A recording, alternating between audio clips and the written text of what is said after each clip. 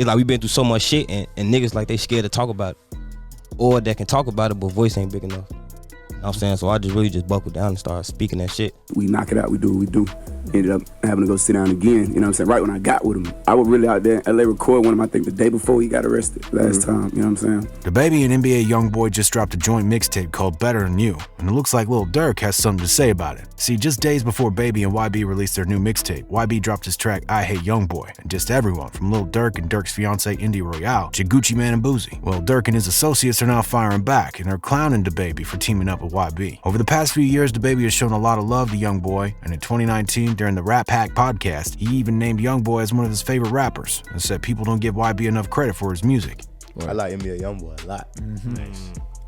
Yeah. He's talking one about of the guys we mentioned. He just turned 20. Yeah. You get what I'm saying? And his music, like, I know he don't get the credit he deserves for his music. Not at all. Because of the stigma that's around him. You get what I'm saying? Like, I just listened to his last project, and it's like, he like crazy talented. That's like, I like his music almost.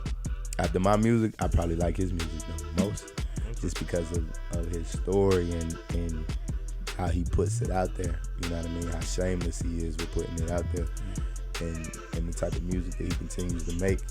And not only that, how versatile he can be with it, how he can make this type of song and this type of song. You know, I like it.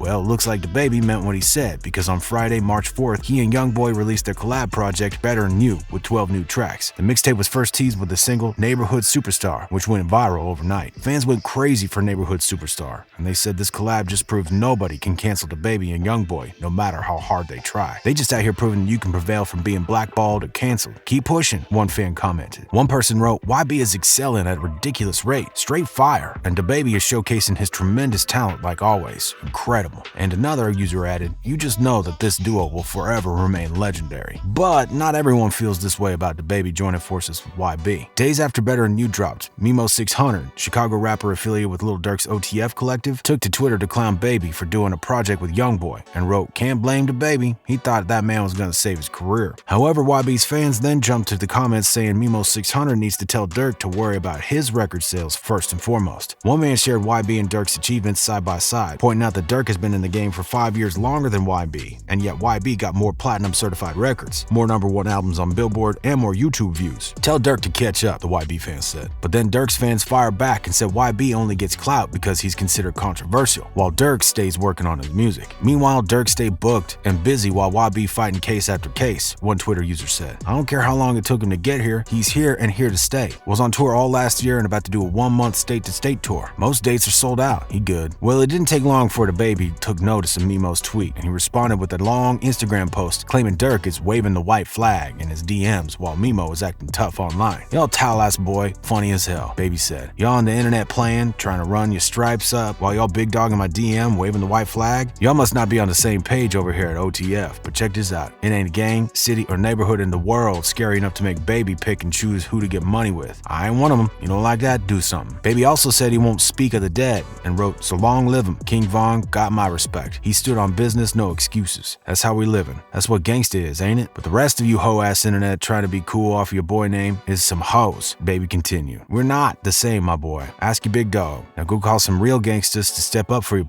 I'm gonna be right here ready to rock out. And in another post he shared on Instagram, DaBaby said all these rappers are in a frenzy because he and YB were paid a cool $2.5 million for their joint mixtape, which took them just 2 days to make. Oh, and he also said Better Than You is the best joint project since Jay and Kanye's classic Watch the Throne. And around to it's like, yeah, whenever we bump into each other, yeah, we knock it out. You know what I'm saying? Within a couple days or whatever. So, you know what I mean? When he called, he reached out, I'm like, you know, get with me, have you get with me, whoop the whoop.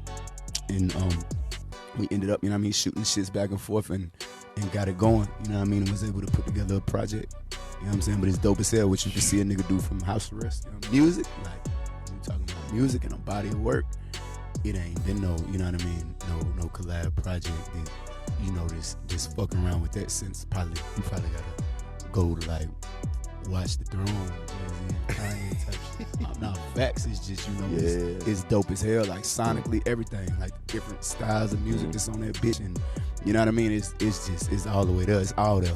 But see, DJ Academics then joined the conversation to stir the pot some more, and he tweeted, pray for Mimo600. He learned in the same lesson many learned before. DaBaby don't give a about nothing. He ain't about to pick no sides, and he ain't gonna be pressured or forced to, and he's standing on it. However, fans were quick to jump in the comments and accuse Academics of choosing sides, so Academics backtracked a little bit and wrote, "Fans who choose a side are weird too. Man, Durk and YB are both in my top 5 rappers. I ain't gangsta.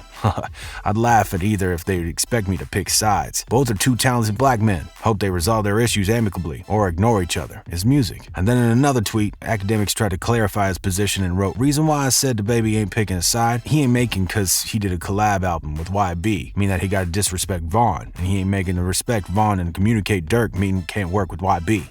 Yeah, we're not sure that meant either, but anyway, Mimo is still not backing down, and as soon as he saw Baby's post, he put it in the story and he wrote, "Truth hurts, don't it?" And then Mimo decided to take this a step further and he shared another story directly threatening DaBaby. "Oh my brother, you think we gonna box your ass? Gonna fight for your life," Mimo wrote. So what about Durk? What does he have to say about this mess? Well, Durk finally responded. It looks like he's taunting DaBaby and YB over their album sales. See, King Von's first posthumous album, What It Means to Be King, dropped on the same day DaBaby and YB released their joint mixtape. On the next day, DJ Academics announced that King Von's album was on pace to sell 65K first week. And then on March 12th, Academics did the numbers for DaBaby and NBA YoungBoy's project and said Better Than You sold 29K first week. So basically, Von's album sold more than twice as much as Baby and YoungBoy's project. So Durk's fans instantly started clowning DaBaby and YoungBoy and calling their mixtape a flop. But see, these numbers were kinda expected since when an artist passes away, their first posthumous album is always gonna do great. However, Durk then posted a comment on Instagram and it sounded like he throwing shots at Baby and YoungBoy for selling less than Von. Durk challenged anybody to drop their project on the same day as him and said, but anyway, Von did 65K. But then Durk also shared an Instagram story claiming he and his crew aren't really interested like that in any type of beef and their sole focus is on making money and staying positive. We ain't into it with all these goofies. Stop posting shit. That shit's slick snitching. We ain't in war. We getting money. Staying positive. But see, before he shared this message about staying positive, Durk put up a photo of him and Mimo 600 on a story and wrote, "Ain't see us in nothing. Get back and got a date." So it sounded here like he was saying payback is on his way. But then at the same time, he was talking about staying positive. And this is why fans were quick to accuse Durk of being a hypocrite. Durk talking about get back and got a date. All of a sudden, he feeling that pressure. Go slide then, Lil Durk, one Twitter user said. "I don't know why Durk do this all the time. He start getting into it with other people and he's staying positive," another man wrote. One fan said he be snitching the most in his raps, and another person added, "After he done got hella people killed, this big bug-eyed bastard wanna chill." But see, some fans are looking at this differently, and they're saying it's DaBaby who stirred the pot first when he said Durk was in his DMs waving the white flag. So if DaBaby had a conversation with Durk, does that mean Durk was raising the white flag? What kind of shit is that? One fan said. If someone reached out and says we're cool and never mind my homie, you gotta put that out? That's a bitch move right there. Where I'm from, you never reveal what another man says to you in confidence. And another man tweeted, "Rappers have terrible conflict resolution skills due to toxic masculinity." I get DaBaby's point, honestly, but if Durk did try to resolve this situation in his DMs, why would you say he's waving the white flag? We all know the connotations of that phrase. It's like saying Durk bowed down like a bitch for potentially doing the mature thing. But these guys always had to poke their chest over some dumb shit. Just hollow-ass macho shit that people should have stopped being impressed by years ago. But how do y'all feel about this? Who's being mature here and who's trying to instigate this beef? Leave your comments down below, and if you like this video, then definitely check out this next one.